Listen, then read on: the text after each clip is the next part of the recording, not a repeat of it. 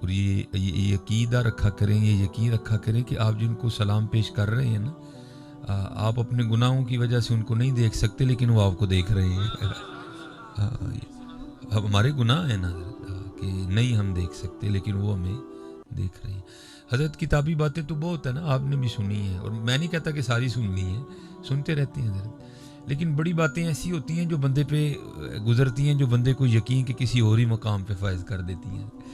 کیونکہ میرا لاہور سے بڑا جو ہے نا وہ ایک طویل عرصے تک ایک سلسلہ تعلیم و تربیت کا جاری رہا۔ تو جس دن میں واپس آیا نا اپنا وہ سارا سلسلہ مکمل کر کے، تو لاہور کے حالات بھی جو ہیں بس اللہ کی پناہ ہی، اب تو پورے پاکستان کی اسی طرح ہو گئے۔ تو میں داتا حضور گیا اور میں نے وہاں جا کر کہا، میں جناب اسی تاڑے لاہور تو رجے جے، سانو اگو لاہور نہ بلائیو۔ انہاں کہ اچھا ساڈے لاہور نو پیڑا آکھے پتر ہوں تیری ہر خوشی غمی لاہور ہی ہوئے کرے گی۔ میری شادی بھی لاہور ہوئی، میری چھوٹی بہن کی بھی لاہور ہوئی، ایک کو چھوڑنے جاتا ہوں، ایک کو لینے جاتا ہوں۔ تو یہ بابوں کے اپنے ہی رنگ نے کہا تو ساڈے لاہور نو پیڑا آکھیا ہوں تیرے نال وہی کرنے کی، عید بھی لاہور، شبرات بھی لاہور، بڑی عید بھی لاہور۔ تو میرا لاہور سے بڑا ایک سلسلہ رہا۔ تو اگر آپ میں سے کوئی لاہور جانے والا ہے نا، تو اگر آپ راوی کا پل کراس کریں نا، تو بتی چونک اور مینار پاکستان کے درمیان ایک مزار آتا ہے جسے کہتے ہیں بابا چھتڑی والی سرکار۔ حالانکہ ہیں وہ سید، لیکن مشہور اس لیے ہو گئے کہ جیسے یہ آپ کے اوپر یہ چھت ہے نا، ان کے مزار کے اوپر جو چھت ڈالا ہے نا وہ چھتڑی کی طرح ہے، تو پھر ان کا نام پڑ گیا بابا چھتڑی والی سرکار۔ تو ہمارے سیالکوٹ میں ایک بزرگ تھے، تو میں ایک دفعہ ان کی خدمت میں حاضر ہوا، تو مجھے پوچھتے ہیں بھئی لاہور کب واپسی ہے؟ تو میں نے کہا جناب کل جانا ہے، سردی بڑی تھی۔ تو انہوں نے حضرت مجھے 1000 روپیہ دیا، اور یہ بات ہے سن 2006 کی۔ انہوں نے مجھے 1000 روپیہ دیا اور مجھے کہنے لگے یار یہ تم نے نا ایک کمبل لینا بڑا موٹا سا، اور بابا چھتڑی والی سرکار جاؤ گے تو وہاں ایک مرزوق بزرگ ہوں گے، تو یہ کمبل تم نے ان کو دے دینا حضرت۔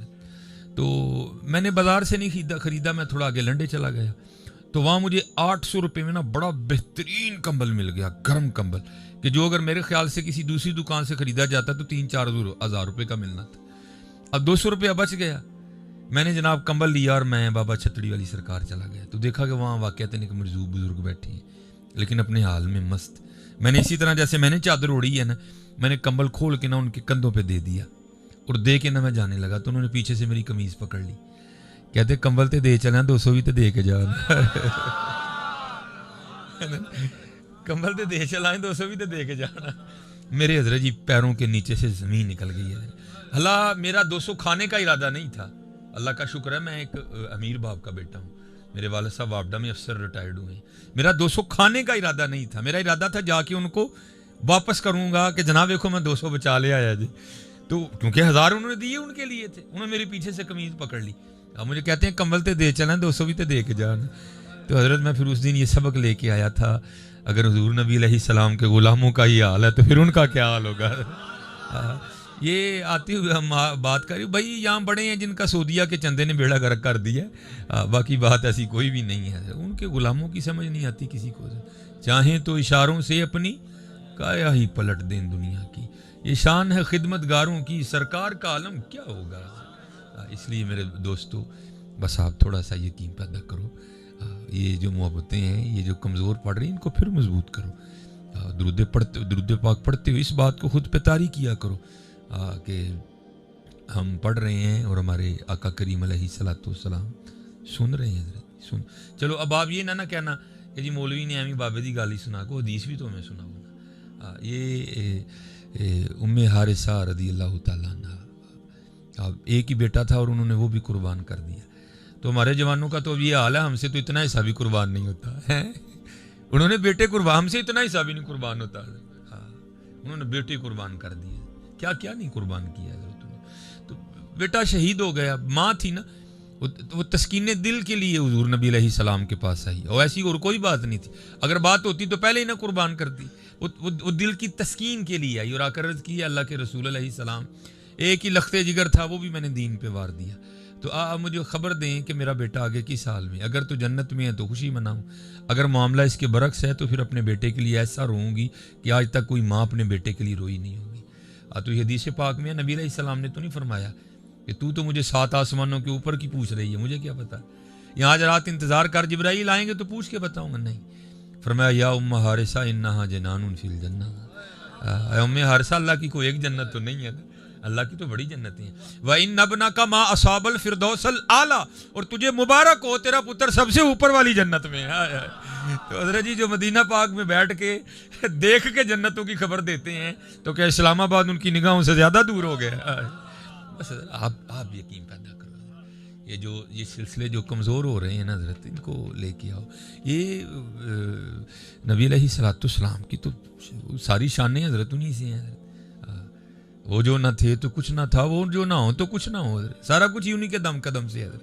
یہ ہمارے ایک بزرگ ہیں حضرت مجدد الفسانی رحمۃ اللہ تعالی علیہ، جب علامہ محمد اقبال رحمۃ اللہ تعالی علیہ گئے نا تو پھر آ کے لکھتے کہ حاضر ہوا میں شیخ مجدد کے لحد پر، وہ خاک کے ہے زیر فلک مطلع انوار، اس خاک کے ذروں سے ہیں شرمندہ ستارے، اس خاک میں پوشیدہ ہے وہ صاحب اسرار ہے، گردن نہ جھکی جس کی جہانگیر کے آگے. ہائے ہائے، اب ایسے کہاں سے لے کے آئے حضرت؟ آپ تو بس رہ گئیں چابلوسیاں حضرت. کیسے کدھر سے لے کے آئے ایسے لوگ حضرت؟ گردن نہ جھکی جس کی جہانگیر کے آگے، بر وقت کی اللہ نے جس کو خبردار. تو بس حضرت اللہ خیر اور رحم کا معاملہ فرمائے. تو یہ جیسے ہم میں بھی یہ سادی سی بات رائج ہے نا کہ اس شب برات سے لے کر اگلی شب برات تک جس کا انتقال ہونا ہے اس کا نام لوح محفوظ سے کٹ جاتا ہے. یہ ہمیں بھی ہے نا، آپ کچھ سادے کہتے ہیں جی پتہ لگا ہوتا ہے وہ جھڑ جاتا ہے.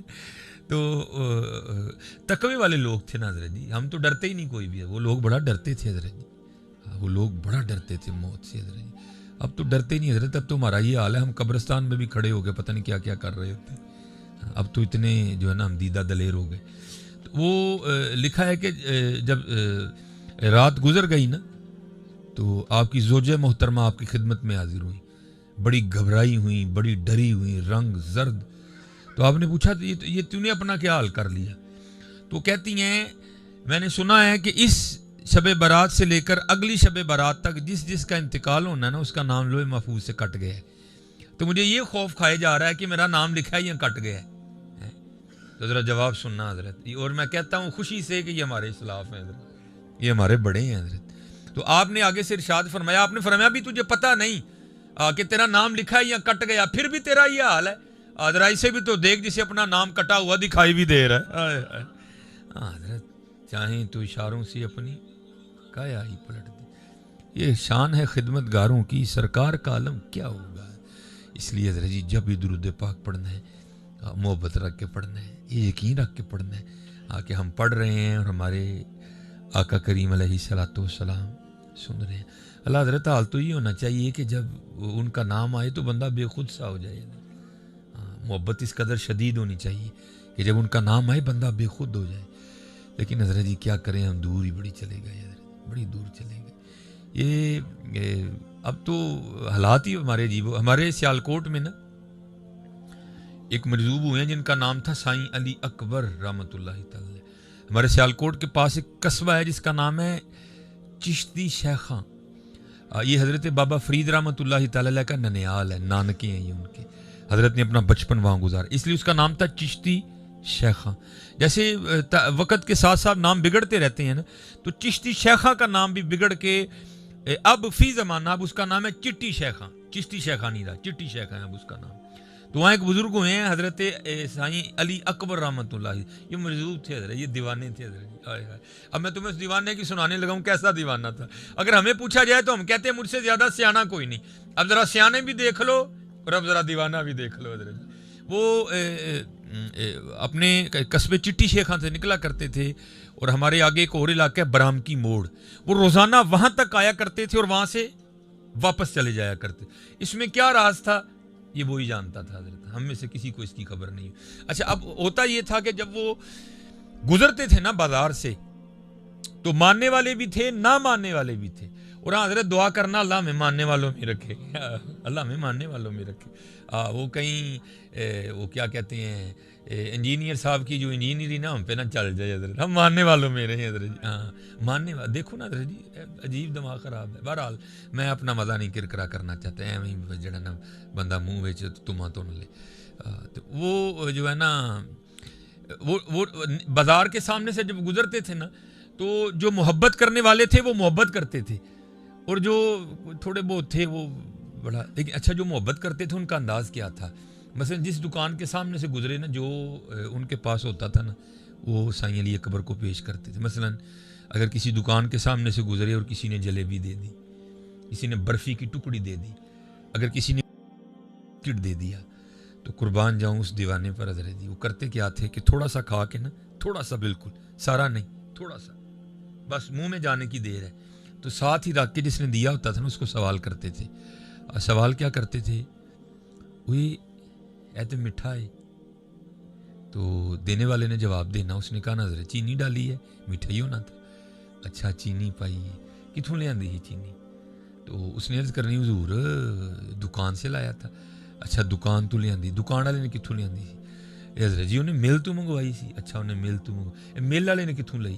سائیں جی رو دی بندی ہے۔ اچھا رو دی بندی ہے، یہ رو کتوں نکل دی ہے؟ سائیں جی گنے چوں نکل دی ہے۔ اچھا گنے چوں نکل دی ہے، ایک گنے چ رو کیویں آ گئی؟ سائیں جی اللہ پاک نے پائی ہے۔ ہائے ہائے ہائے، کیسا حضرت وہ دیوانہ تھا کہ جو ایک جلیبی میں سے اپنے رب کو تلاش کر لیا کرتا تھا حضرت جی ہیں۔ اور آج حضرت جی ہمارا حال تو دیکھو کیا ہو گیا ہے یار، جو جلیبی میں سے بھی اپنے رب کو تلاش کر لیا کرتا ہے۔ اگر کسی نے نمکین چیز دے دی پھر وہی حضرت تھوڑی سی کھا کے نیچے حضرت، ساتھ ہی سوال یہ تو لونی ہے حضرت جی، لون پایا ہے۔ اچھا کتوں لے آندا ہی لون؟ حضرت جی دکان تو، دکان والے نے کتوں لیا ہے؟ حضرت نے کھیوڑے منگوایا ہے۔ کھیوڑے لون کتوں آ گیا؟ سائیں جی اتنے پہاڑ نے بڑے بڑے لون دے، یہ پہاڑاں 'چ لون کیویں آ گیا؟ سائیں جی اللہ پاک نے پایا ہے۔ ہائے ہائے۔ اچھا بھائی ہم ذرا تھوڑے مولوی لوگ ہیں نا، ہم اتنی جلدی نہیں مانتے کوئی بھی۔ ایک دن میں نے کہا یار یہ کیا ہے ذرا آج ذرا سائیں علی اکبر رحمۃ اللہ تعالی علیہ کا ذرا اینڈ دیکھنا ہے۔ میں نے کچھ 4-5 لڑکے تیار کر لیے، میں نے کہا یار سائیں علی اکبر کو اللہ نہیں کہنا، دیکھتے ہیں بھلا کیا کرتا ہے۔ میں اسی علاقے میں نے 1 سال امامت اور خطابت کی ہے، وہاں دکان تھی مسجد کی دکانوں میں نا ایک حلوائی کی، میں نے وہاں سے برفی کی ٹکڑی لے لی اور سائیں علی اکبر کے گزرنے کا ٹائم تھا، ہم کھڑے ہو گئے۔ میں نے کہا جب میں اس کو برفی دوں گا نا تو سائیں علی اکبر نے کھا کے پوچھنا یہ میٹھی ہے، میں نے کہنا چینی ڈالی ہے، اس نے پوچھنا چینی کہاں سے لی ہے، میں نے کہا نا جی شکر گڑھ سے لی ہے۔ جتنے مجھے نام یاد ہے نا میں نے لینے ہیں، جب میں تھک جاؤں گا دوسرے تم نے شروع ہونا ہے، پھر اس کو کہا جب تم نے تھکنا پھر تیسرے تم نے شروع ہونا ہے، پھر اس کو کہا جب تو تھک جائے پھر چوتھا شروع ہوگا۔ لو جی آ گئے سائیں صاحب، میں نے پکڑ کے نا بازو بینچ پہ بٹھا لیا، مجھے کہتے ہیں آفت جی کی ہے، آفت جی کی ہے؟ میں سائیں جی برفی کھانی ہے۔ اچھا برفی کھانی ہے دیو پھر، میں نے دی، کھا کے کہتے ہیں آفت جی یہ تو مٹھی ہے۔ میں جناب چینی پائی ہے مٹھی ہونی ہے، تو کتوں لے آندی چینی؟ میں سائیں جی شکر گڑھ تو، شکر گڑھ والے نے، چلو میں آپ کے ذرا علاقے کے نام لے لیتا ہوں آپ کو ذرا سمجھ آ جائے گی۔ جی کتوں لے آندی ہے؟ میں جی راول پنڈی ہوں، راول پنڈی والے میں جی اسلام آباد تو، اسلام آباد والے میں جی مری تو، مری والے نے دینے تو، دینے والے نے گوجر خان تو، گوجر خان والے نے جیلم تو، جیلم والے نے لالا موسا تو، لالا موسا والے نے میں کھاری۔ بھائی جتنے نام مجھے یاد تھے نا میں نے لے لیے سارے، میں نے دوسرے کو کہا چل توں شروع ہو، وہ شروع ہوا، میں نے تیسرے کو کہا تو شروع ہو۔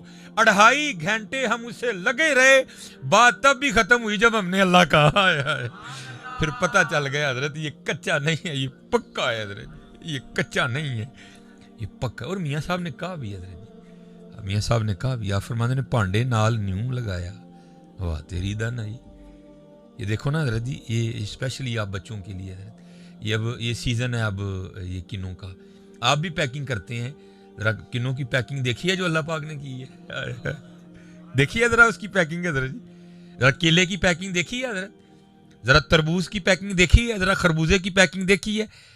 تو ہمارا تو حضرت روز کام ہے محافل میں جانا، گرمی ہو علیحدہ پھل ہے، سردی ہو علیحدہ پھل ہے، تو بس ہم لوگوں کا منہ ہی دیکھتے ہیں حضرت۔ وہ خربوزہ میٹھا نکل آئے نا تو بندہ دوسرے کو دعوت دیتا ہے، کیا کھا لے مٹھائی؟ تو میرا دل کرتا ہے یار کبھی کوئی ایسا بھی ملے نا جو یہ کہ وہ قربان جاؤں دیتے جنہیں میٹھا کر چھڑے۔ بھائی خود تو میٹھا نہیں نہ ہوا، اگر میٹھا ہونا خربوزے کی اپنی ذاتی صفت ہوتی تو سارے میٹھے ہوتے۔ اگر میٹھا ہونا آم کی اپنی ذاتی صفت ہوتی سارے ہی آم میٹھے ہوتے حضرت. اگر میٹھا ہونا کینوں کی اپنی ذاتی صفت ہوتی تو سارے ہی میٹھے ہوتے. نہیں حضرت, کوئی ہے جو کسی کو میٹھا کر رہا ہے, کسی کو پھیکا کر رہا ہے, جو کسی کو میٹھا کر رہا ہے, کسی کو کھٹا کر رہا ہے.